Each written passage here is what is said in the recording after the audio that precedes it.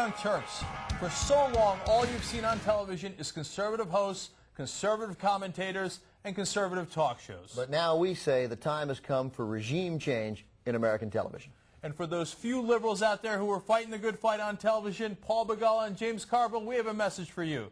The battle is joined. The cavalry has arrived. Oh, they'll be so pleased to hear that. The cavalry is coming. I'm Ben Mankiewicz. And I'm Cenk Uygur.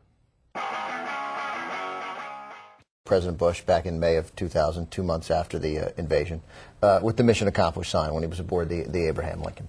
I love this because conservative radio and television hosts, Sean Hannity, they love to make this, what should be of course, a disaster for the president, because the mission was not accomplished.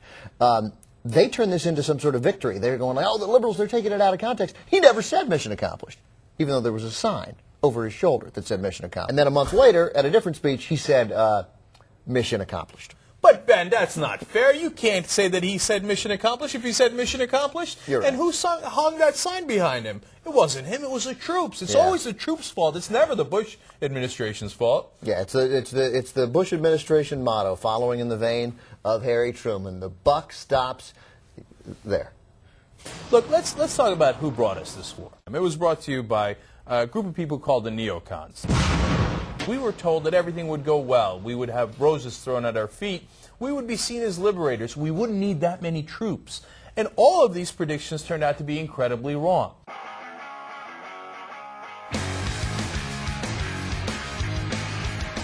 Paul Wolfowitz said $1.7 billion.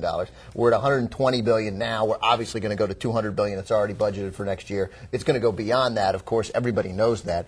It's something the administration never talks about. These guys, when they present their budgets to Congress, they leave out Afghanistan and Iraq. Yeah, because we're probably likely to pull out very soon, right? Yeah, come on. In fact, if you remember, Dick Cheney told us that this invasion would only last about 6 weeks to a couple of months, and then we would pull our troops out. 6 weeks to a couple of months? It's now been 19 months and counting. George Bush is strong, and people love strength, right? I'm saying he appears to be strong. Right, he appears to be strong, and people love strength, and that's why they like President George Bush. I want to remind people that Manuel Noriega, who used to run Panama, was a strong man. Strong man. All right, now, just because you're strong doesn't mean you're doing the right thing. You can be strong and wrong. Do you know who's resolute? Yes. You know who the most resolute leader in the world is? Who? Fidel Castro. Right, you cannot shake him. 46 years he's been in charge of Cuba. He hadn't changed at all. Nothing. I mean, I've been to Cuba. The country, you get to Cuba, and the first thing you do when you arrive there is you think, man, this country needs paint. Needs paint, needs a lot of paint, needs it right now. You know what Fidel Castro is not? He's not a flip-flopper. No, he's not.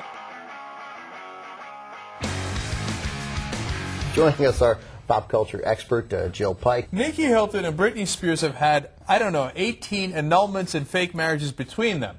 But it's gay people who are ruining the institution of marriage? Yeah. It's gay people we need to have a constitutional amendment for? There should be a celebrity marriage amendment. That would be funny, a celebrity marriage amendment. An amendment to the United States Constitution that bans celebrities from getting married. I think they could get married the first time. Well, I know I'm young. But if once you're divorced, that's it. You can't get married again. I'm definitely young and influential and obsessed with celebrities. I've been married now 3 times. It's all the rage. To celebrities, getting married is like going bowling. It's like, oh, let's do something crazy. We'll go bowling like poor people. Poor people get married all the time. It'll be great. Yeah, let's make fun of all the real people in America. Right. Let's get married. And then I will just get it annulled in a few weeks. I'll take off the ring. It'll be great. If you want to break it down personally, you could call the axis of evil John Ashcroft, Tom DeLay, and Jerry Falwell. It's another good way to go. You could throw in Pat Robertson if you like, if you want to get cute. Interchangeable. It's a flexible axis of evil, people. You know, John Ashcroft anointed himself with holy oils before he was sworn into the oath of office for Attorney General. You know who does that? Crazy people. Crazy people. That suggests to me some guy who might, an attorney general, who might have some problem with the distinction between church and state. The most disturbing thing to me about John Ashcroft, though, would be when he had his list of his top 7 priorities for the Justice Department, the 7 things that the Justice Department ought to tackle when he came into office on January 20th, 2001. Of the 7 priorities, do you know how many of them involve terrorism? None. That is exactly right, Ben. Best case scenario, terrorism was his 8th priority.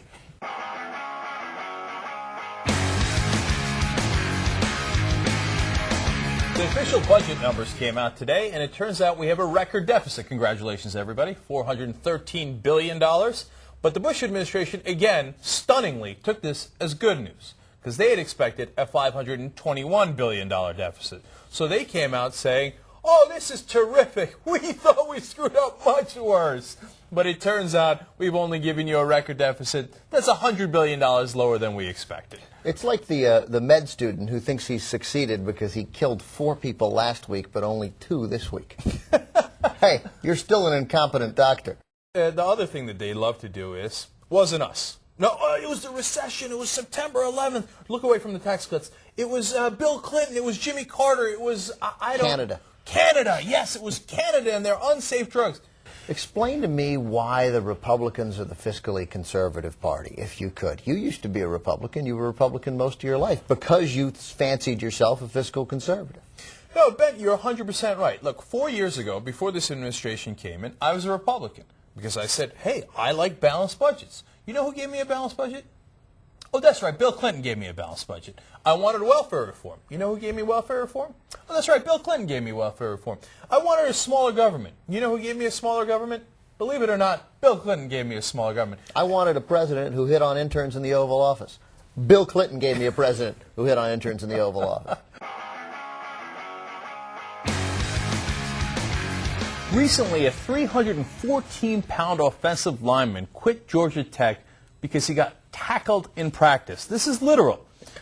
The coach told 4 players on the defensive side to tackle him. In fact, they misunderstood and only 2 of the players tackled him. He left practice crying, saying he was gasping for breath.